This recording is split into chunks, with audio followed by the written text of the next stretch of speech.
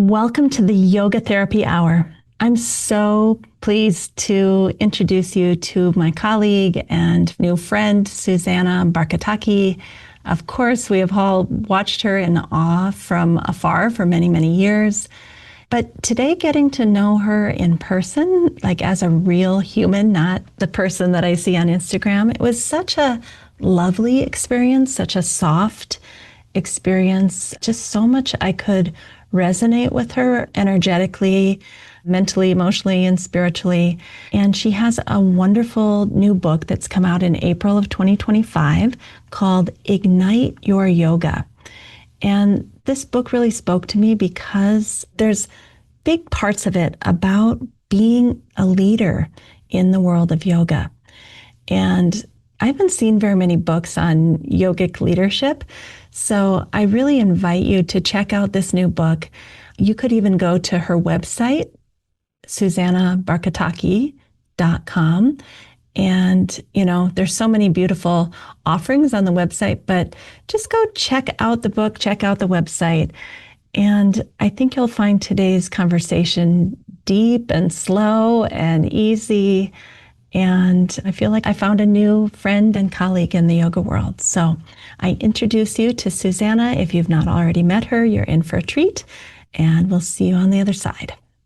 Hello, everybody. Welcome to the Yoga Therapy Hour. This is Amy Wheeler, and I want to thank all the people who've come forward in 2025 to tell their stories. We are completely booked through the end of the year, so we will not be taking any more stories. In fact, many weeks I'm recording 2 every Thursday because so many people were willing to share of themselves, to be generous and gracious, to help other people to suffer less. It's been quite a year. We're so happy that we have another several months of stories to share on the Yoga Therapy Hour. But just to say that at this time, we're no longer needing people to volunteer. The response has been amazing. I feel overjoyed with so many of you willing to give of yourself to help others suffer less. We thank you. We're glad you're here. Let's go see our guest for today.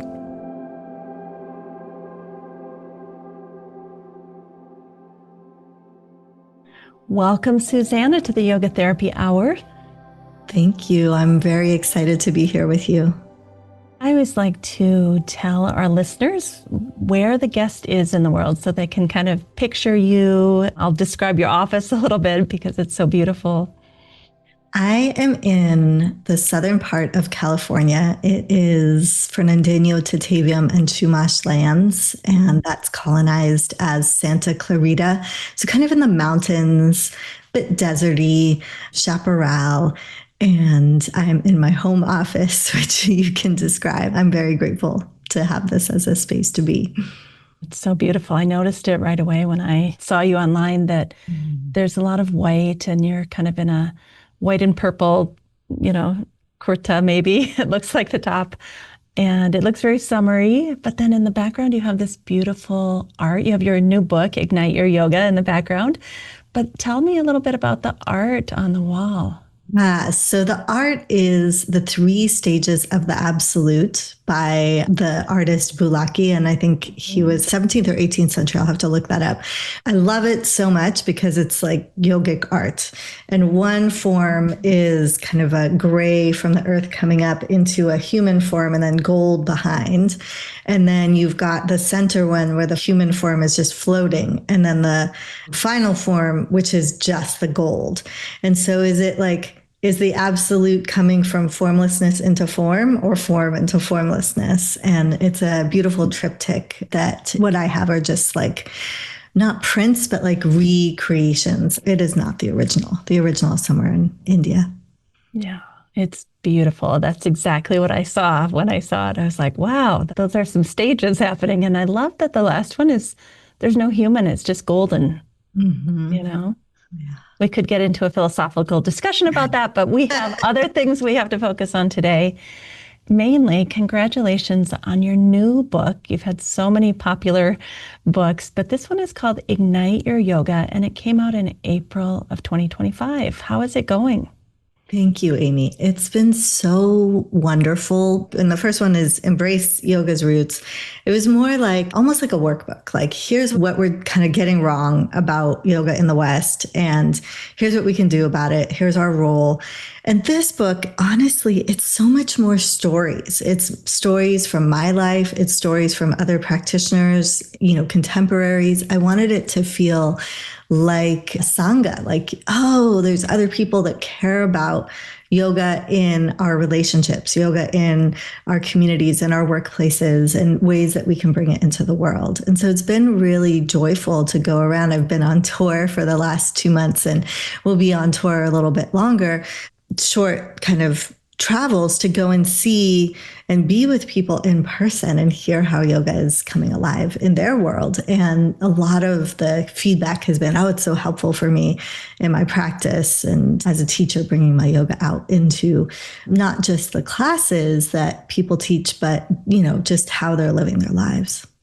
Yeah, I agree. This book has a really joyful feeling, a very expansive and inspirational. And I really appreciate that. I don't know if you've been following what's going on in yoga therapy, but we're having an identity crisis, which I think is a good thing. I think we need to step back and have an identity crisis and say, wait a minute, what are we doing here?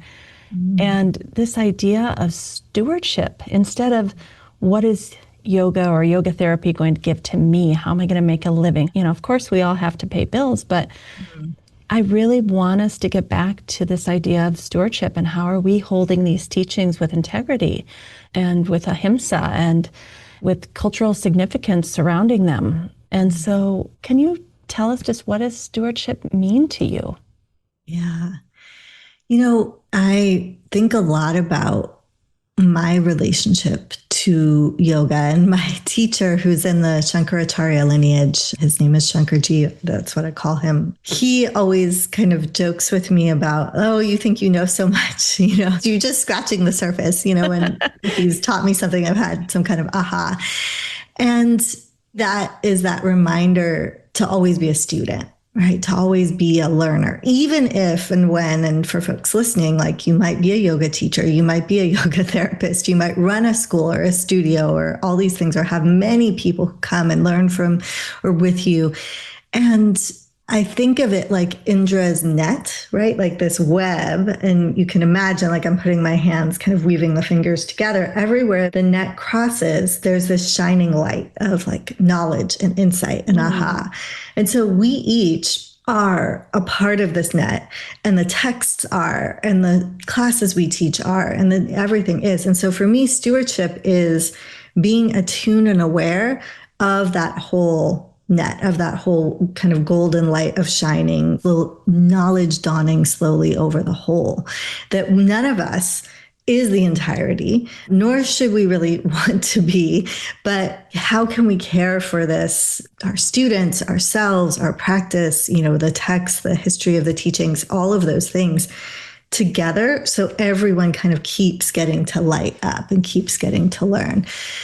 And it also is a big part of stewardship. The other thing that Shankarji told me when I completed a couple years of study with him was go home. Basically, he's like, go home and take, because I was in India where he lives in Bihar, and take yoga ethics, because the West, kind of thinks it understands yoga asana, but it really doesn't understand yoga ethics. And so your job is to bring that wherever you can, wherever it's needed, wherever it's applicable, which really is everywhere. And so stewardship is also about acknowledging the Vedic traditions, the Shramana traditions, the oral transmission as well, of these practices. Remembering that there's a history. These aren't just things that any of us made up. They're practices that we're caring for. And then thinking about how is the work that I'm doing, or the teaching that I'm doing, or the practice even that I'm doing, helping preserve like that richness of yoga for the future. Because the way that it happens in some of the studios, many near where I live, in the future, if that's all that transmits, you would think yoga was a workout, and for like weight loss and in a hot room and all of these things. And not that those are wrong or bad. I'm not trying to say those are wrong. It's just, how can you do that if that's your thing? And say, and there's more. If you're curious, you can find out more about yoga as a lifestyle, or yoga for, yoga therapy for various issues and the things that happen to all of us in our bodies. And so there's so many angles to it. And the last piece I just want to say is connecting to yoga as collective care, right? So it is, of course, a very personal and transformative practice, but it also is a practice that can help shape family, community, society, and has for thousands of years as well. And so not forgetting that, even if we are mostly practicing for individual liberation, great, knowing that we're in relationship with others. Can we just take a little side note here? I spent the weekend with a bunch of Tibetans that were celebrating the Dalai Lama's 90th birthday. And it was such a stark contrast to me, because everything there was for the community, by the community, like people being of service. Their first priority was helping the community stay together culturally and spiritually. It was like very different than what I feel in the yoga communities, which feels more individualistic, not only for, financial gain and fame, but also even for individualized spiritual liberation. Like, I just had this little crisis, like, should I be being a Buddhist? What do you think of that? Do you have any thoughts about that? Yeah. Oh, I love that you got to spend time celebrating the Dalai Lama's birthday. That's really joyful. I definitely think there's things we can learn from the monastic life, or from, people who are deeply committed to, say, a Buddhist practice. Like, I think of it like a lay person who's a spiritual practitioner.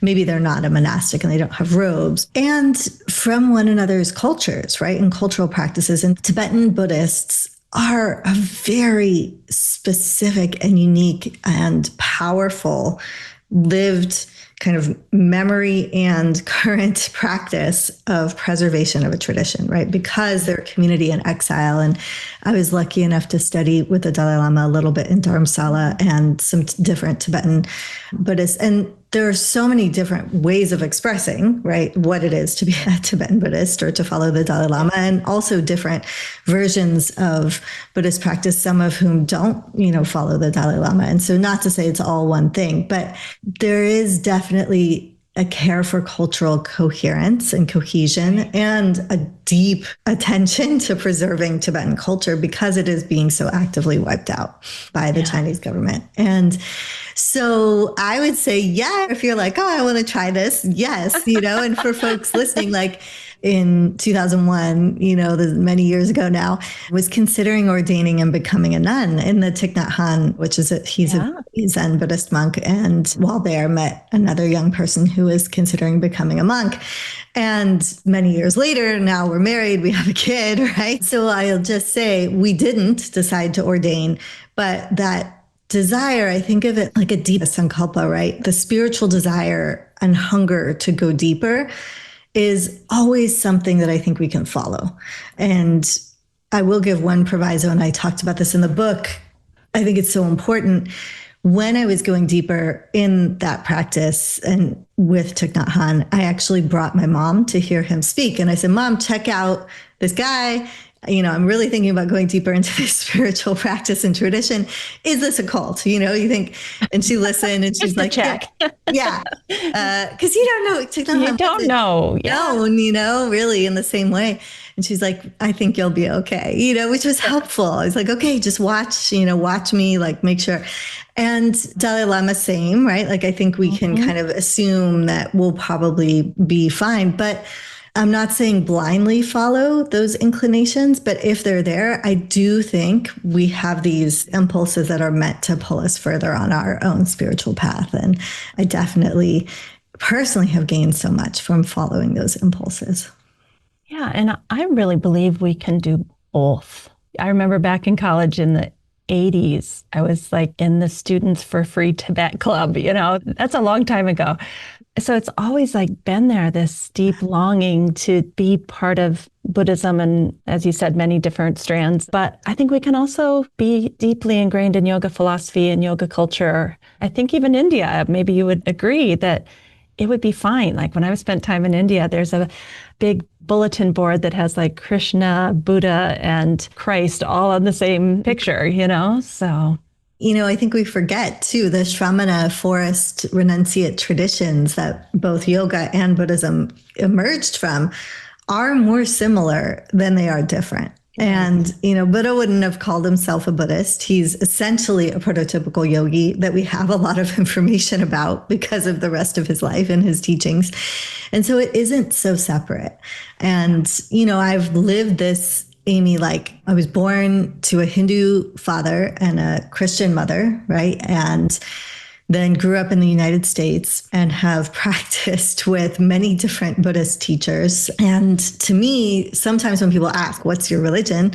It's like a Hindu Buddhist practitioner. It's not, I don't see them as so separate. I see them as very, very interconnected and kind of like different specific philosophies and practices and paths that get us to that goal of enlightenment. And for me, enlightenment involves the community. It's not just individual enlightenment, it's collective, which is why I've always loved Thich Nhat Hanh as a teacher, because he's so much for engaged Buddhism. And I sensed that when I read your book, how you're kind of going into how can we create social change together? How can we have stewardship?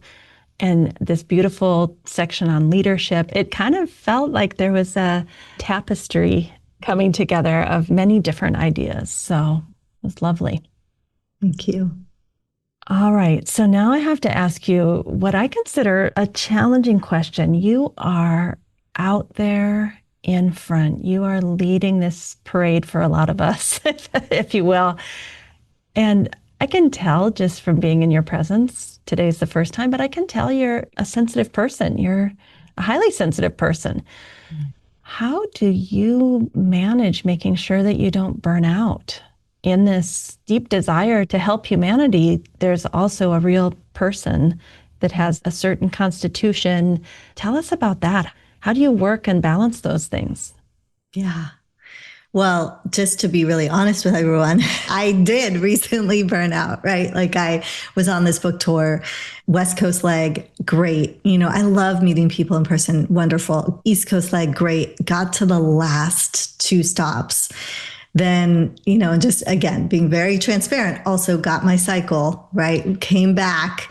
I'm in perimenopause. So all the things, all the things. That word just sent chills down my spine from remembering. Yeah.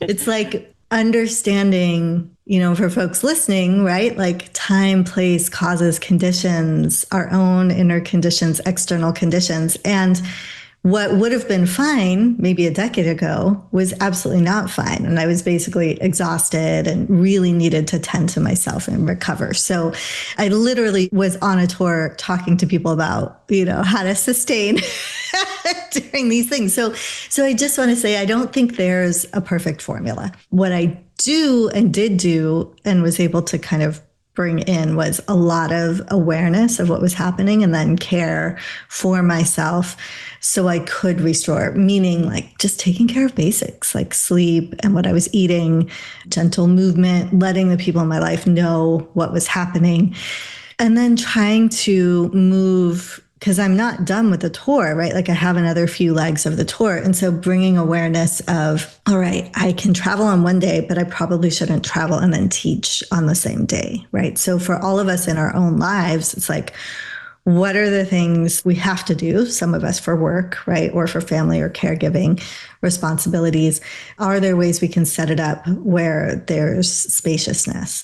So I think realizing that kind of rajasic, like overexertion and overactivation that sometimes is coming from internalized capitalism or hyper individualism, right? Noticing that in myself. And then, from a yoga therapy perspective, right? Connecting to what is happening in my nervous system. How can I care for myself? How can I ground, prana, and make sure that I am still whole even as I'm doing all this work. Interestingly, the one other piece that I'll say is because of my nature, which is very fiery and idea driven, so like fire and air, I rested. And then on day like 5 or something, I started planning a whole curriculum. I'm like, oh, I'm back. Like, I'm okay now because I can tell that creative energy. So it's also understanding the signs within ourselves of what indicates kind of, I don't know, like stasis, health, well-being. And for me, it's ideation and applying a little bit of fire. And so from my sofa, because the other piece I didn't mention, right, was all the internal personal things. But that same weekend, ICE came into LA, right, the Immigration Customs Enforcement Agency. That was really the thing where I was like, oh my gosh, I want to do so much. And I literally cannot move from my sofa. I cannot get up, or my bed. Like, I can go to those 2 places. And so I rested, did a lot of work, like to connect people as much as I could from that place. And then just a lot of sleeping, a lot of resting, reading, and then moved into a time where I started thinking of curriculum for those how we address these moments. And didn't make it though, just let my brain kind of ruminate, and then made some protest signs and to share with people that people can use, and then just kept resting. So the other piece is more rest than we need or think we need, paying attention to what those signs are. And then of course the Gita wisdom of doing every action that I must and can do, but then releasing attachment to the fruits, which is a big one these days, in the span of our lives. Sometimes the thing that really gets me down is if I feel like we're moving away from progress and like humanism, essentially, and care for the community.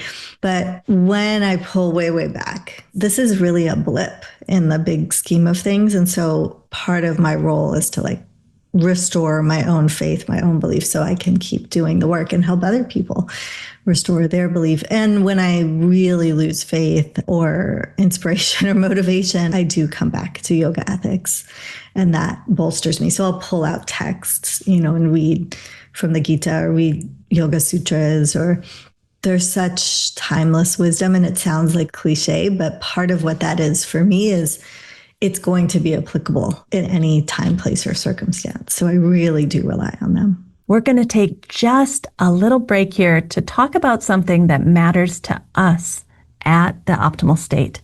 And that is our Monday night community that has been together for many, many years now.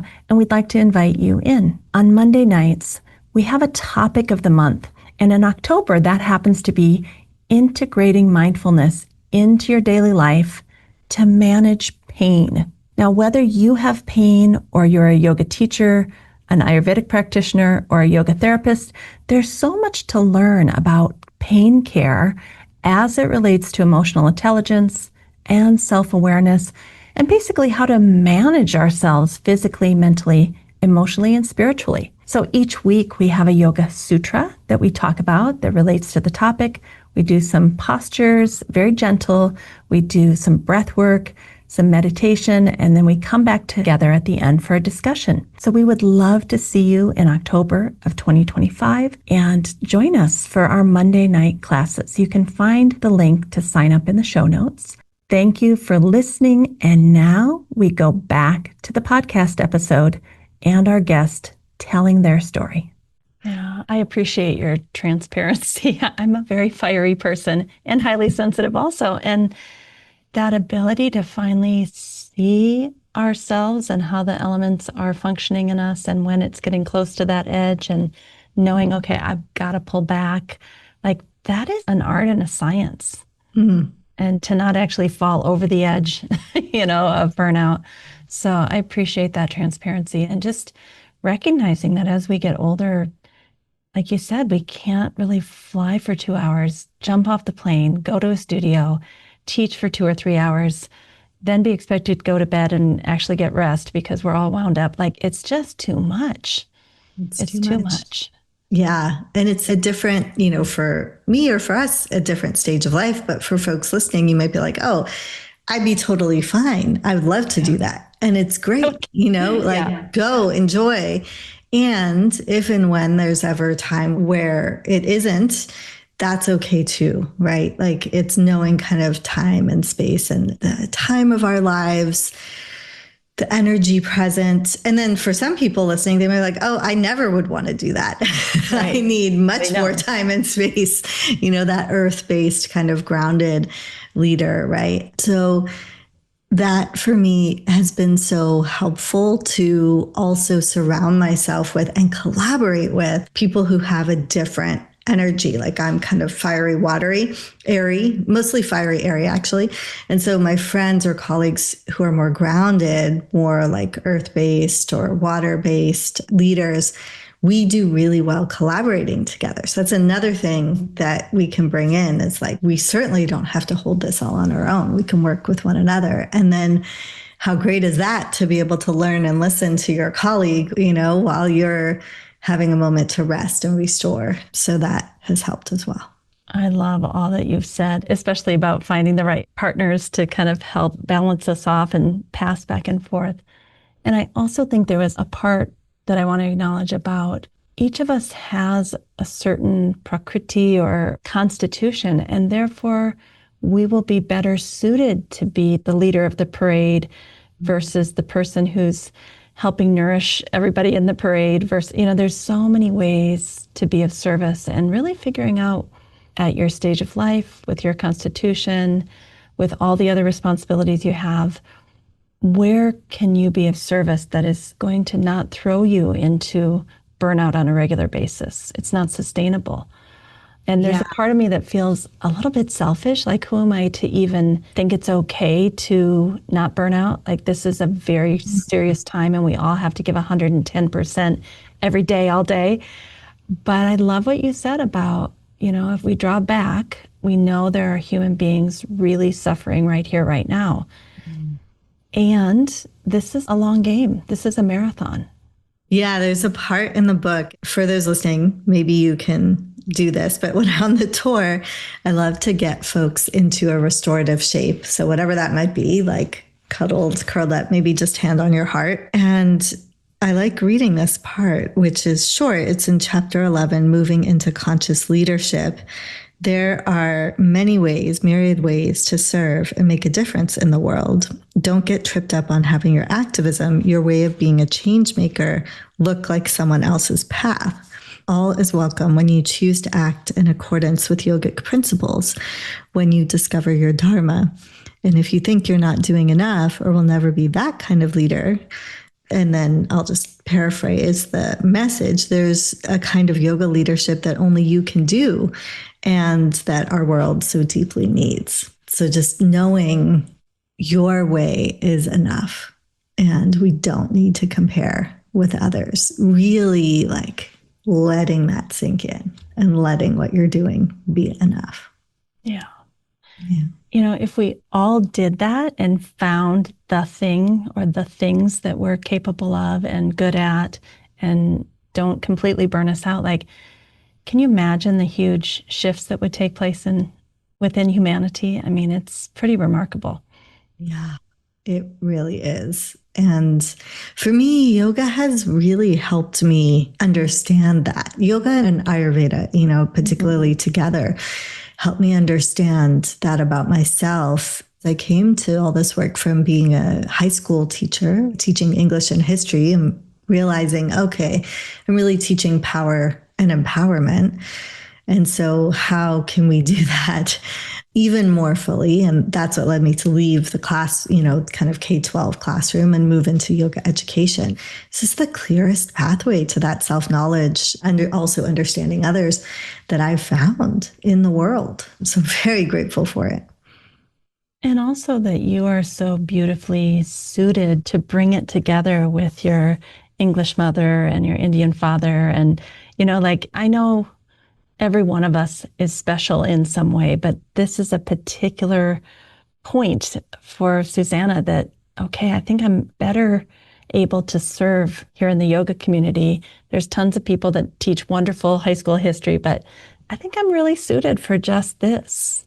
Yeah, on your website, I love the words you use, like bridging, right? Bridging Mhm. the East and the West. I don't think you actually use that, but ancient knowledge or wisdom and modern tradition or modern well-being. Sorry, I'm probably not No, no, paraphrasing you it's great. well, but that's the feeling, right? This Yeah. bridge. I'm like, oh yes, I've always felt like a bridge, a bridge between worlds. Actually, I'll amend that to say I felt like a broken bridge when I was younger. I didn't know Mm. what to do with these multiple worlds. And now I feel like a more whole and helpful and beautiful bridge within, as well as able to help others bridge and connect. And I also think that some of the maturing of my work from the beginning, the first book, and some of my earlier work was kind of, I don't know, like strident, or like I think some folks probably felt bad reading what I was sharing. And now I'm like, oh, yeah, I get where that was coming from. And actually, how can we do this together? How can we do this where Mm. no one is made wrong, even though these are very serious things and we want to address things like oppression and, power and imbalance and harm, but in a way that heals everyone, not makes anyone wrong or doesn't leave anyone out. Yeah. In full honesty, I remember some of your early Instagram things. I kind of felt like she doesn't even want support with her mission. Like I kind of felt like, ugh, not that, I don't know, it's probably some fragility, white fragility, but I felt like, gosh, I want to be of service. I want to do this. Am I still okay to connect? And now I don't feel that anymore. Now I feel like, no, we're going to do this together. We are, you know, basically all pushing in the same direction. But it was really helpful to ask myself, am I serious about this? Even if Susanna doesn't want anything to do with us white people. Like, I didn't think that, but let's say that my fantasy in my mind was true. Am I still committed to stewardship of yoga, regardless? And the answer is yes. Yeah. Right. So I think that was such a helpful thing to not get caught up in the vulnerability and insecurity of that, but rather just, make it more concrete that, well, I'm doing this regardless. That's beautiful. And I just want to say, because I think that feeling is so common. And for folks listening, if you've ever had that feeling of like, can I do this? Am I doing it right? Like, I truly believe that no one can tell you whether you should teach yoga or not, share yoga or not, or whether you're really doing it correctly or not. I think that's something we have to come to on our own. And even asking that question to me is a beautiful indication that you care, right? Back to full circle to yoga stewardship. And so again, it's like some of the educators, less so me now, but definitely my past education. And there are still some educators who are very strident, very strong, right? And kind of push us to think like, oh, do I belong in this? I love how you're like, okay, let me take this as a point of reflection and see what is my truth. And that's what I hope all of us do, is get to see our own truth, like the satya, the true nature of our own intentions and our own connection. And now I'm always hoping to do it in a more warm and inclusive and loving and welcoming way. And that's just like that shift of growth and learning. And also seeing what's worked. People don't like being told they're doing things wrong. It's not an effective or long lasting way of creating change. It's what's effective and helpful is like working together, all of us coming from our different positionalities and our different viewpoints. It's also much more fun. Yeah. I've often thought that, yes, there is so much fragility. There is so much, privilege and all of it. It can all be true. And unfortunately, it's in the room. So what are we going to do now so we can actually get where we want to go? Yeah. That kind of Together. brings about this idea of yogic leadership. And you say that it comes from kind of living from your sadhana. Can you say a little bit about that? Because that's a very different approach than what you're going to see on LinkedIn about the conventional leadership approach. It's like, no, don't go out there, go in here. Yeah. When you think about all of the yoga leaders in history, and there's so many we can think of, like Akka Mahadevi or Mirabai or Janabai. And those folks particularly are like devotional it's yoga or divine or God or whatever name you want to use before everything, right? Like their leadership, and later, more modern, you've got Gandhi and other nonviolent freedom fighters in India. I think of like Arundhati Roy, who is working for the rights and the freedoms of the voiceless, like folks who are impacted by big dams and water projects, right?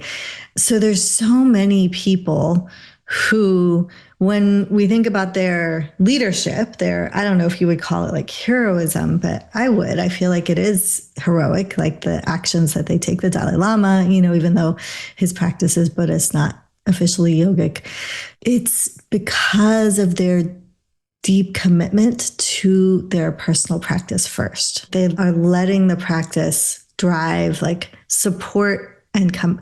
I don't even think it's coming back to, it's just being in it so much that if you fall away from it, then you come back to it. So inner transformation first, and then outer action. And you're right, like conventional leadership, I think it really rewards and centers control, charisma, external credentials, and where yogic leadership is like viveka, inner clarity, that inner seeing, like a clarity of purpose or connection to our dharma, and then ethical leadership, right? And it's also not as hierarchical. It's more like shared, embodied, and interdependent. And then also looking at power with, like, how can we create power, not top down, but in relation. I think about A.T. Aryaratne, who's an incredible leader and practitioner in Sri Lanka, again, inspired by a lot of Buddhist teachings, but yogic ethics and principles as well. And he always said, as you build the road builds you. And he's literally building roads, like in villages for villages to get water, and then like the road builds you. It's our actions. I think in Christianity, they say like faith is in works, right? Like through the actions, through the seva, through our service.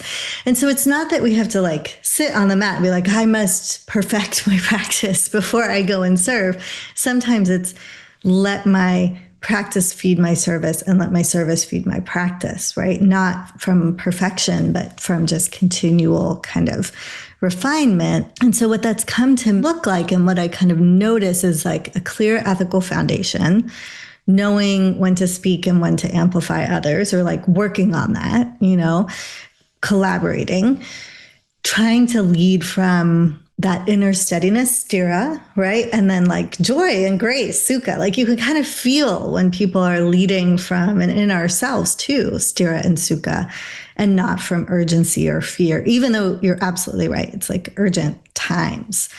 And then finally, it's not being afraid to look at the shadows, right? Our own and others, meaning like our attachments and our aversions. To me, sadhana really reveals those and allows me to look at them, and then, with love and with care, examine them. I think that's some of what we can look at from a yogic perspective of leadership. There was so much juiciness there. We could go into into a whole podcast just about that one answer, and maybe we will at another time.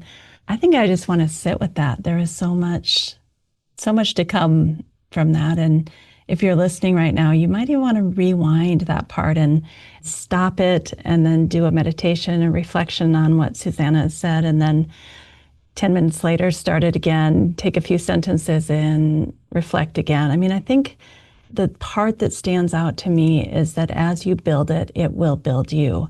That is 100% been my organic experience. And I have failed at many, many, many things here in the yoga world, but every single one of them built me. Like, I can't say I regret it. Was it painful? Yes, but I can't say that every single thing that's happened, including closing down the Optimal State Yoga Therapy School, that's been a painful thing I've had to do.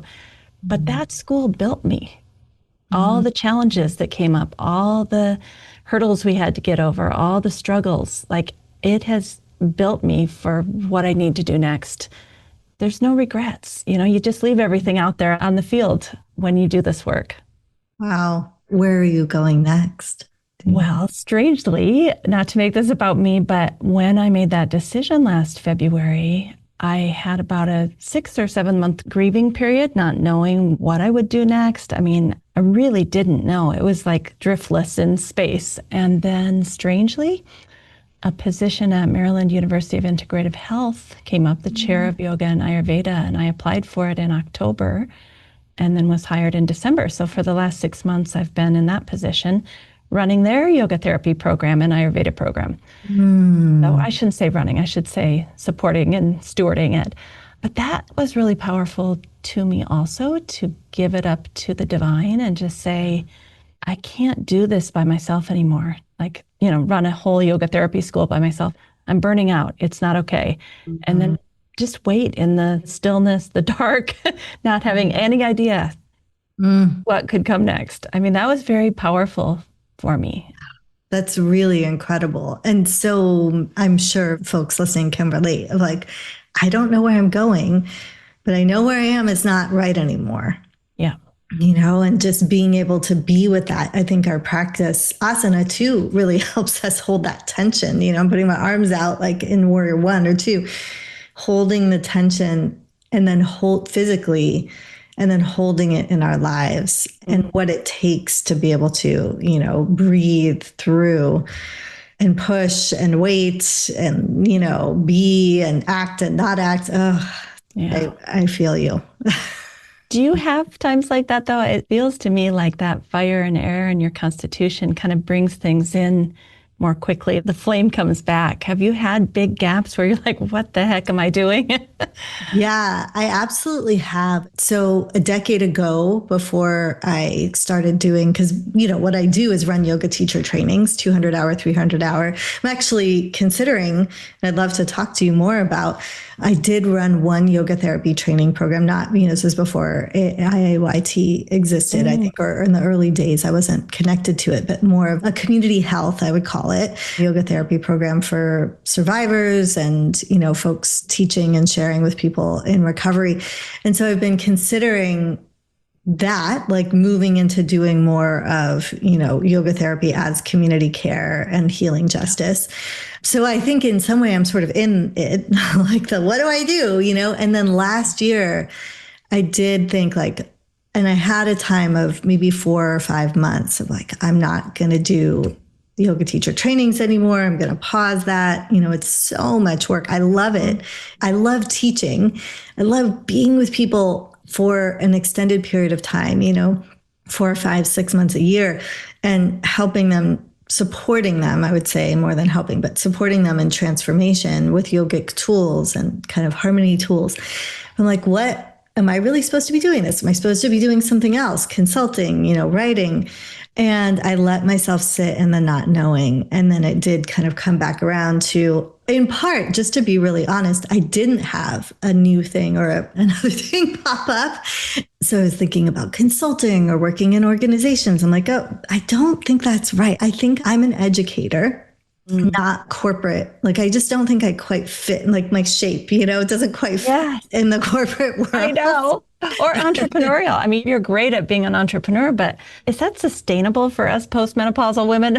Right. Exactly. Yeah. So, and then I came back to, well, I love teaching. If I could do this and not have to ever worry about a paycheck, I would still teach. I love it. So I did sit in that and kind of came back to being in the same place. So for someone from the outside, it might look like, oh, things are just continuing. But inside, I was really in that liminal space of am I just kind of giving it all up or stopping it all? And we'll see. I do think this. Who knows what will unfold? Yeah. I actually had so much grief over it. I thought nothing was going to unfold. I really thought I was going to go to the post office and get a job and do some yoga stuff on the side. I honestly had resigned myself to that. It makes me almost cry. But my God, the divine is incredible. Whatever is going on inside of you, even if you're still having this thought, I just want to remind all of us to trust, have that shraddha. Letting go doesn't mean giving up. It just means you're letting go of control of how you think it needs to play out. I wish someone had said that to me. So That's Who knows what the future holds for you, Susanna? yes.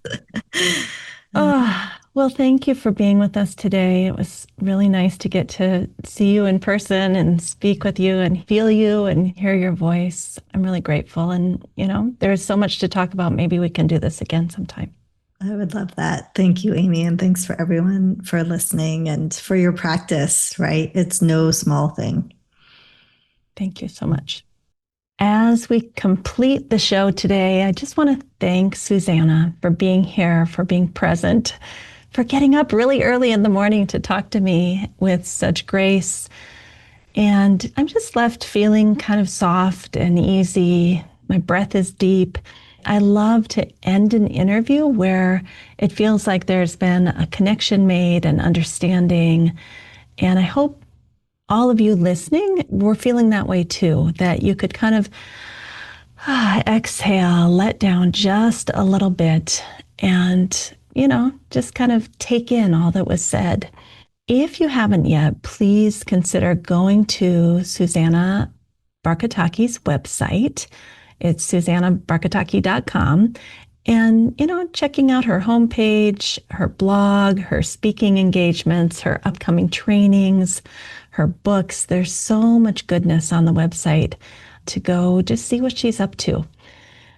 All right, everyone, have a wonderful, wonderful week, and we'll talk soon.